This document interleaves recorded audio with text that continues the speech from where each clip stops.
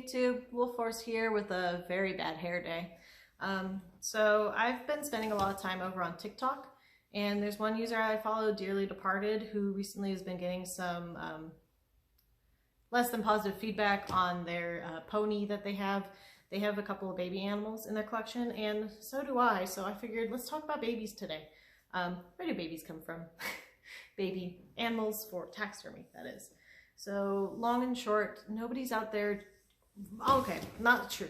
Pretty much nobody's out there killing baby animals. I do know that there was one fur farmer who was caught, or who, not really caught, but they were outed for purposely killing some of their babies for the purpose of selling them to taxidermists. And as soon as they found out, a lot of people said, I'm no longer doing business with them because that's terrible. You don't want to just kill baby animals.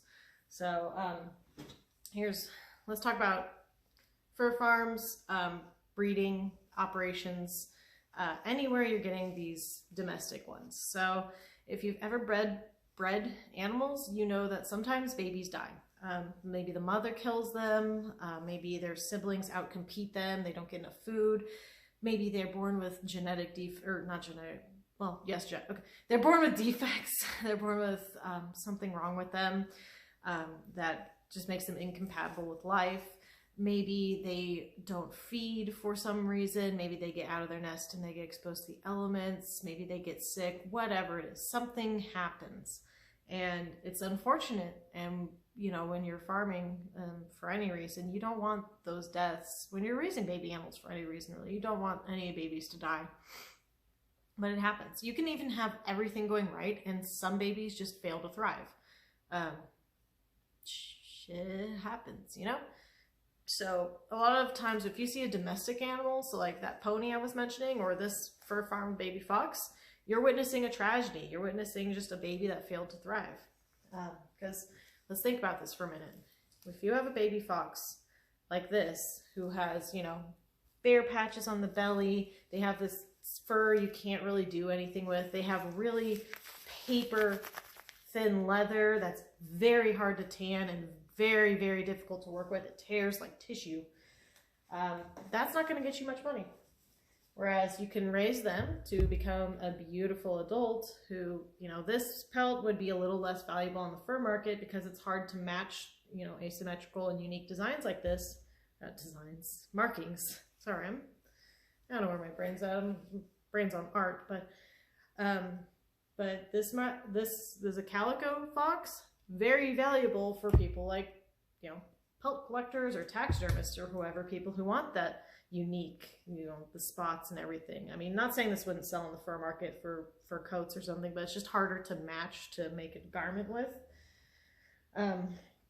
So that's highly valuable in that respect. Or, you know, you can just raise a nice, big, well-furred, easy to match with pelt, and this would sell pretty nicely on the fur market. This is really nice quality fur. So this would be great for making a garment with. You know, it's especially this big, yeah, you're gonna get some good money. So business-wise, it doesn't really make sense to have that baby animal that maybe no one will even want to buy, compared to letting it grow up, and then you actually make your money's worth for how much these animals cost to raise. I was thinking of it in a business sense. Also, we don't want baby animals to die. You know, I've raised meat rabbits, and it's sad when they die. Even if you might keep them to see if anyone wants them, you still don't want dead babies. When it comes to wild animals, usually this is like an accidental kind of thing.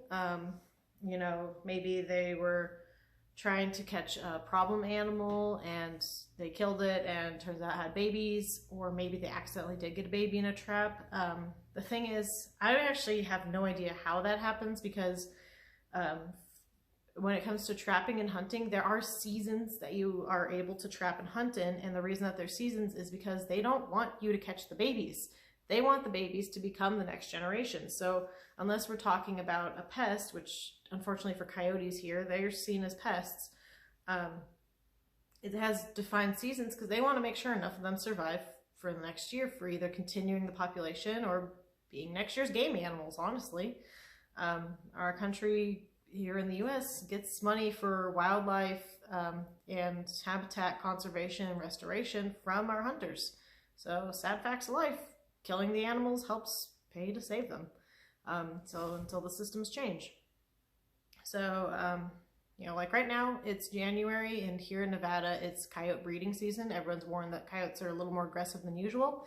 But come, you know, pup season in the spring, not only are people not going to want to hunt them as much or trap them, hunt and trap for the fur, because they're going to have these spring coats that aren't, you know, right now it's the nice fluffy winter coats, but also no one wants to catch babies. They're pretty worthless as far as having for a dead animal goes, because again, the reasons I mentioned before, and also just no one feels good about killing babies. If you do, there's something wrong with you, please get help.